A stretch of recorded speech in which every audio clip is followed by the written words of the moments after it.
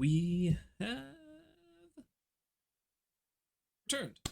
Welcome back to the stream, everybody. That was The Winds of 600 AD by Daniel Tidwell, which is, of course, a cover of the 600 AD overworld theme from Chrono Trigger. Hello, Megan. Welcome back to the stream. Hopefully you're having a lovely day. So yeah, we're going to go diving into some Axiom Verge, and hopefully we're actually going to finish it. But, you know, maybe I should have switched the category over to just chatting for the beginning of it, because I actually have a few things I'd like to cover before we begin, now that I think about it. There's a specific reason why I played that song, and, well, I mean, you know, the fact that it's a great song is certainly part of it, and I love Chrono Trigger. Hello, Rolls. Welcome back to the stream as you as well. Come on in while we have a little chat, apparently. But, yeah. Part of the reason I played that song is because, you know, it's a great song. Chrono Trigger's a fantastic game. But also, sadly, it was the one thing I had on here I could think of that would be thematically appropriate on account of the fact that I only found out yesterday that a couple of days ago, Akira Toriyama died. You know, go figure. The dude's gone. Not terribly old either. I think he was only like 68. Which, you know, back when you're a kid, 68 sounds like it's ancient, but as I've been getting older myself, that's not really all that old when you think about it. And that's a real kick in the pants.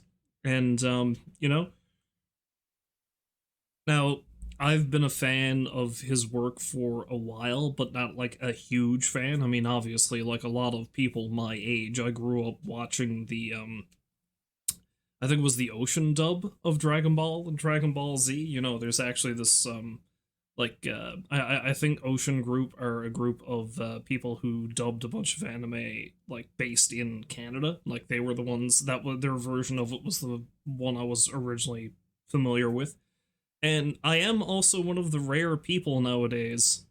God, this makes me sound like an asshole, kind of, but the rare person who actually started with Dragon Ball as opposed to Dragon Ball Z, because I remember way back when I was a kid, I think, I'm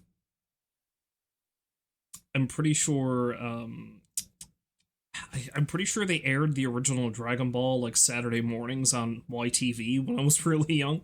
So that's what I started with. Now they only ever aired like the first story arc of that, and then there was this massive skip where they started with Dragon Ball Z, and there was all this kinds of crap that happened apparently in between that I wasn't aware of as a kid.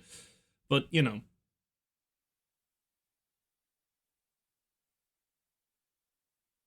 that's the thing is.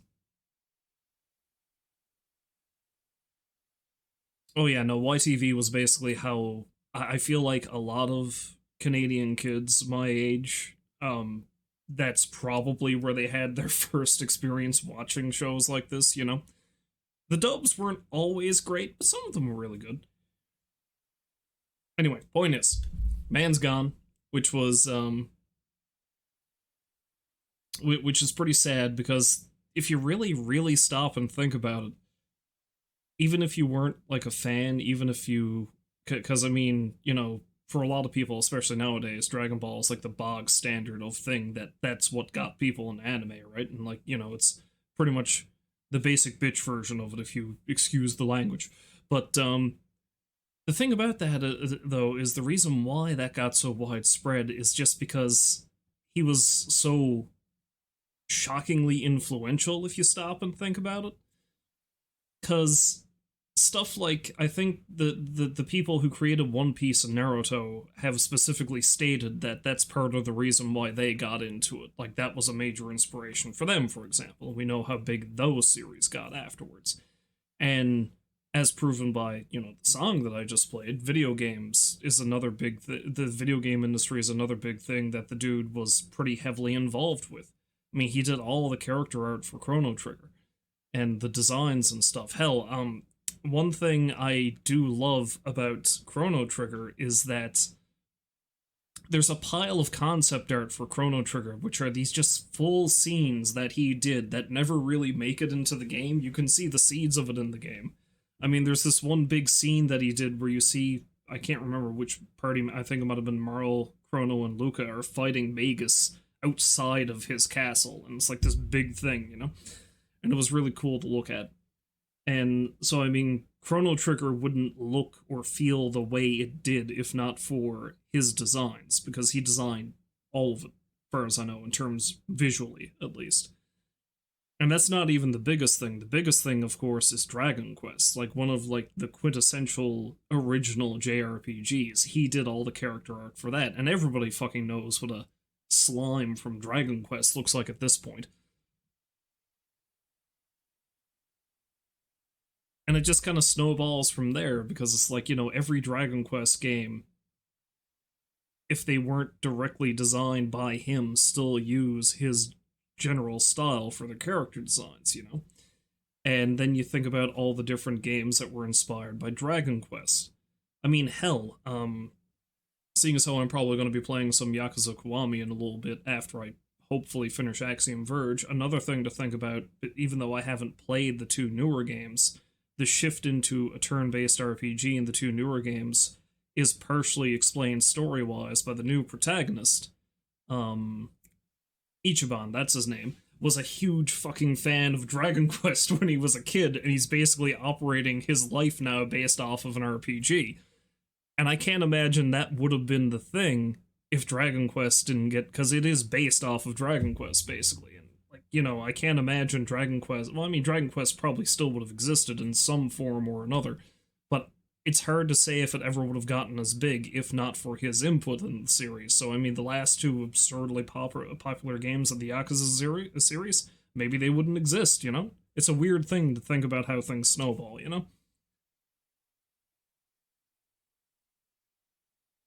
Oh, see, there, Dragon Warrior is the first game that your mother beat, and your brother is part of the Dragon Warrior randomizers tournaments community. I didn't even realize that was a thing, but that's pretty cool, right? And again, you can see Toriyama's influence on everything in that series because he did the character designs. And it's just wild to think about. Well, another big thing too is this one series that he did that I'm not actually familiar with. I've never read it. It's called Sandland. There's this great big game being released based off of that this year, and even though I think it was like 20 years ago he did this thing, it's finally getting an anime adaptation, and that's coming out soon too. So he had a bunch of big things still in the works, and then he was gone. And I don't know, it's just really sad, but it's, I suppose, another way to look at it is it's kind of cool that he's gone, but he's just got this massive body of work that's going to live on past him. Like, it's not like he's going to be forgotten. His impact is going to be felt for ages to come. And I don't know. This is my weird philosophizing about this kind of thing now, but here we are. Also, I see we have a new follower, Favor55. Thank you for dropping by and, following me rambling about stuff. Go figure. But yeah, anyway, that I just wanted to have a little say about that because, I mean, while I wasn't like a gigantic fan of the man's work, as I know a lot of people have been, I still fucking love most of the media I've digested that he had a hand in. I mean, hell, it wasn't, well, I was going to say it wasn't that long ago I streamed Chrono Trigger, but god, that was almost 2 years ago now, wasn't it? Anyway, still, love that game, love his work, sad that he's gone. Okay, so that's thing the first. Thing the second, as I'm sure anyone like Megan, for example, who actually lives in the island, is well aware of, we got hit with another massive pile of snow the past couple of days. It actually stopped finally this morning.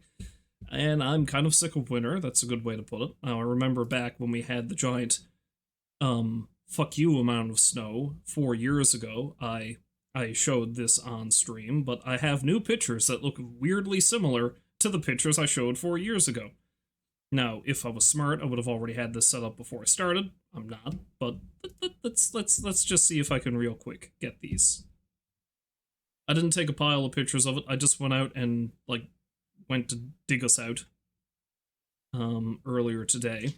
Actually, in the middle of it yesterday, because it was still snowing all through the night, I went out thinking I was going to be proactive and be like, hey, I'm going to try to get rid of some of the snow before it gets too bad, so I don't... Yeah, it was just, well, I didn't go out and do anything. Like, around 5 o'clock yesterday, I dug a path out to the driveway in front of the apartment, Yeah, that filled in 2 hours. It was like I wasn't out there in the first place. And then this morning, when I got up to have a look at it, it was like. See, it's funny. I have the pictures from 4 years ago in this folder too, so I need to find specifically which one. Ah, here it is. So yeah, this is what it looked like this morning.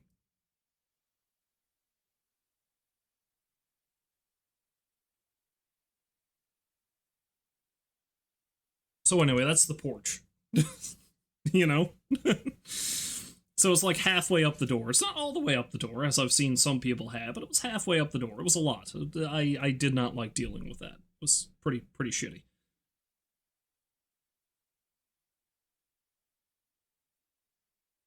As I rules, you've gotten 4 or 5 inches of snow all winter and you're sick of it. That's probably like an hour's worth of snow. yeah. So your shed out back has no snow on or around it, but the driveway up to the roof of the ram is up to the roof of the ram on one side and 3 feet on the other. Like, there's so many people. This makes me really happy that I don't actually drive. Like, I don't own a car because all I need to do is clear a path out so that we can actually walk out of here. Of course, the downside to that is the city is notoriously bad for clearing up the sidewalks after a big snowfall, so I'm going to be taking my life into my hands when I go to work on Monday morning. But you know, you win some, you lose some, I guess. But so there's that. There's that fuck ton of snow in the door. After I cleared out the door and had a look outside, this what you're looking at here, I know it's really hard to tell because of the way it looks. It's just so much white. This is supposed to be the stairs leading out of the apartment. Supposed to be. In reality, it's just level straight across until you get out to the end. So I literally had to dig up and out to get out of the apartment. Like, I'd have to stick my shovel in, kind of lift up over my shoulders, which you shouldn't do, and then fling it over the massive snowbank that was on the side of the house. So yeah, I'm also in fairly rough shape right now, but you know. Shoved out the back of the car, the plow went by and buried you in up to your thighs. The plow driver had to circle around to make sure you was okay. Yeah, it's a good thing they circled back. That's a sign that, you know, at the very least, whoever was driving that one was like, oh shit, what have I done, right? And fair enough, because I mean, where else are they going to put the stuff? Once it gets to this point, it's like, where do you put all the snow? There's nowhere to put it. There's hardly any room to put it in the city, right? But yeesh, you know, yeesh. And we're supposed to get more on Monday, I believe. Not a pile, but, you know, more on top of this. And I also think it's supposed to rain, so much of it is going to melt, so much of it's going to freeze, and we're going to get some more snow on top of it. All I say is I'm really glad it's almost spring. Because I'm sick of it. I am very fucking sick of it. But here we are. Okay, so we talked about Toriyama, we had the snow, there was a third oh yes, the third thing. I'm not actually, I don't know if I am going to stream this game, I might, we'll see. But, this is something I feel like I've talked about on stream before. I know I've ranted about it to people I know on more than one occasion, but one thing, part of the reason why I like going out to the used game stores every now and then and just poking around, and why I haven't sold or traded in any of my old games, is that I am very aware of just stuff vanishing, you know? It's just... it just boggles my mind that say some video game you played when you were a kid, it can just cease to exist. Like, it just, you cannot get it anymore. I mean, it's happened with movies. Like, hell, my favorite movie of all time almost was blasted into oblivion. Like Nosferatu, the 1922 movie. Yeah, that nearly ceased to exist. Thankfully, you can get more copies of it now and it's public domain, but, you know, there are certain movies from back in the day that you just can't get anymore because nobody thought you'd want to keep them for any longer than they were popular. And they were made on, like, film stock that was highly flammable, shitload of it got destroyed, that kind of thing. Now, how does this apply to video games, you may ask? especially with digital only stuff. This is why I also like to get physical copies of things as frequently as I can. As soon as publishing rights are gone, or like the publisher themselves decide, you know what, we don't want to sell this anymore, that gets yanked from the storefronts. You can't get it anymore. There's no physical copy of it. It just doesn't exist unless somebody starts pirating it. Like somebody has the file saved somewhere, and you do like the old school shareware shit with it. But the reason why this is coming up again in my mind is because Warner Brothers, because we know Warner Brothers has certainly been being real assholes lately. Um, it seems like, and they haven't said they're doing it with everything in the catalog yet, but basically anything that was published by Adult Swim Games, which doesn't exist anymore, but was owned by Warner Brothers, they're delisting all the Adult Swim games. A lot of those never did have physical releases. So there was one game called, oh Christ, what was that? I got it recently. Where is it? Where is it? Small Radios, Big Televisions. It's just this odd little puzzle game that was made and published by Adult Swim Games. It is going to be gone in 60 days. You can only get it on Steam and I think the PlayStation Store. It's going to be pulled from both of those. And I think the only explanation... Let's see if I can find the explanation Warner Brothers gave the guy who made it. It was something ridiculous.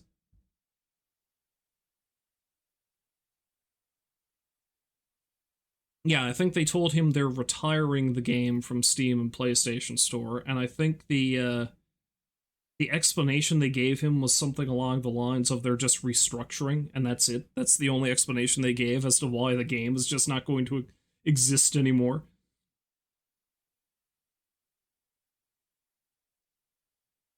I don't know. It's weird. He was told it was due to internal business changes at the company. Yes. So because of internal business changes at the company, the game that this guy, Owen Deary is the name of the guy who made the game that he made is just not going to exist anymore.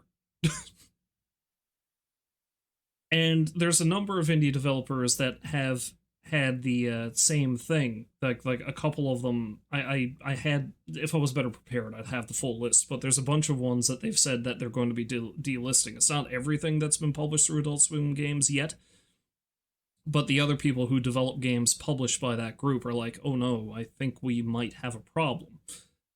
And this guy in particular, Deary, what he did, and hell, if you're interested in the game, I'd say probably look it up. So again, Small Radios, Big Televisions. On his own website, he's offering it for free. So he's like, here is the game. You can download the game directly from my website, just so that it doesn't vanish into the ether after the next couple of months. Because other than that, you can't get it. It's just gone. And the reason why I find it hilarious is that Warner Brothers just has not had a good track record for this kind of thing in the past couple of years, and they just seem to keep doubling down on it. So there's a number of games they're just basically tossing into the void, but they keep doing that with movies too, because a few years ago there was this Batgirl movie that was going to come out. It was finished. They canceled it. It was all done, all ready to go. They were originally just going to put it on streaming, I think. It was going to be like a streaming premiere. They got rid of it. And there was not any talk of them actually putting it in theaters. And it's gone. And while most of the DC movies haven't exactly turned out all right, I mean, and maybe this wouldn't have been any good either. I don't know, but we're never going to know because we can't fucking watch it. At the very least, I would have been interested in seeing it because I mean, there hasn't been a Batgirl movie. And, it was based off of, I think Gail Simone did a Batgirl run there a while ago, and it was based mostly off of that, and that was a really good, like, series of stories. And the other thing I found interesting about it is that, the main villain was going to be a fairly, like, lesser-known Batman villain. I think Firefly was supposed to be the major villain, and he was going to be played by fucking Brendan Fraser, of all people.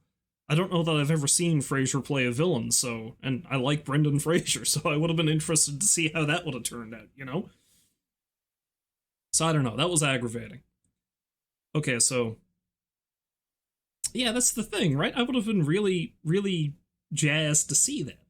So that's gone. There was a new animated Scooby Doo movie that was also, I don't know if that was finished or mostly finished, but that's gone. And that was something I think they put the axe to shortly after Batgirl. Actually, it was around the same time. And the thing about that makes that even worse in hindsight is after. Yes, Brendan Fraser does deserve better. You're not wrong about that. That guy's been dicked around a lot, and it's not fun. But yeah, anyway, the Scooby Doo movie, Scoob, I think it was called, or something like that. Um, that's even worse in hindsight because after, and this is something I don't think I've talked about on stream, but I'm a big fan of Brooklyn Nine-Nine, and I was pretty bummed out when I heard that, I'm probably going to pronounce his last name wrong, Andre Braugher, the guy who played Captain Holt, when he passed away. Again, very young. I think it was like 61 or something. Not very happy about that. What made me even less happy is that after he passed away, the guy, one of the guys who made the Scoob movie that ended up getting shelved, said it's like, he was one of the main characters in that movie. So yeah, we would have, I think he was supposed to be like this really, almost superhero-ish camp chef or something was this character he was playing.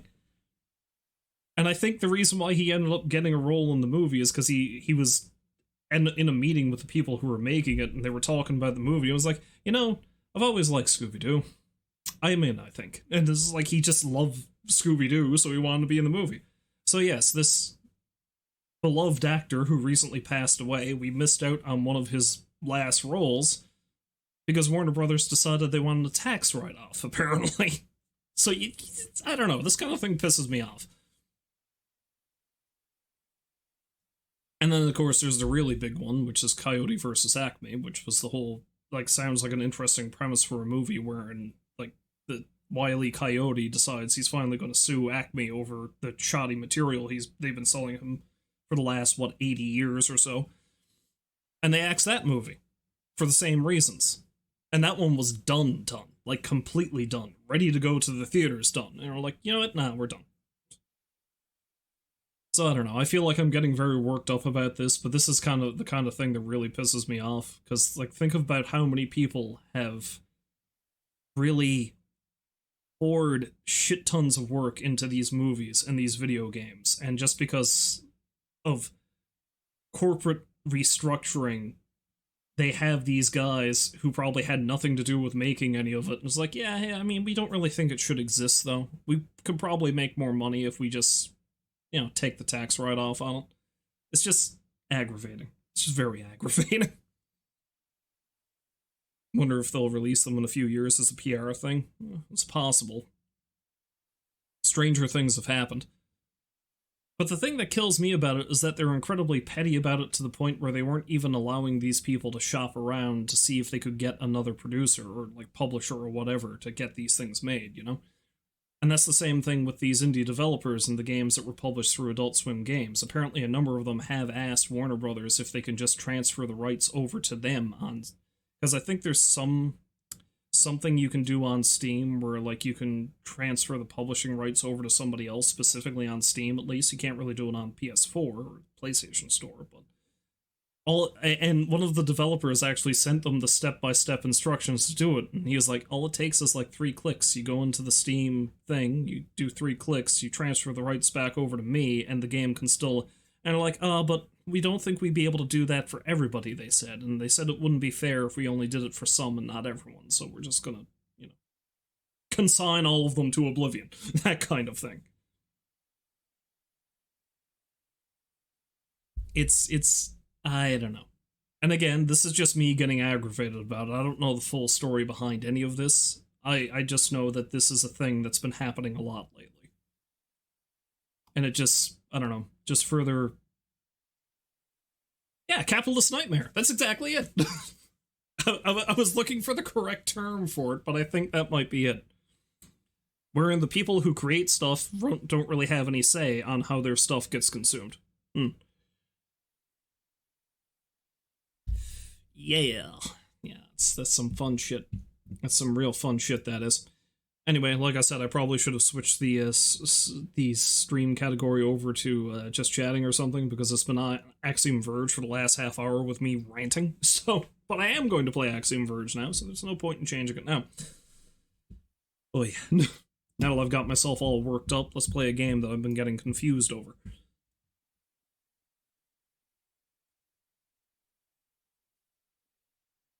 I don't know. I just felt like these were things I needed to talk about, and hey, let's just rant to a camera for a little bit. People make a living off of that, so hey, why not?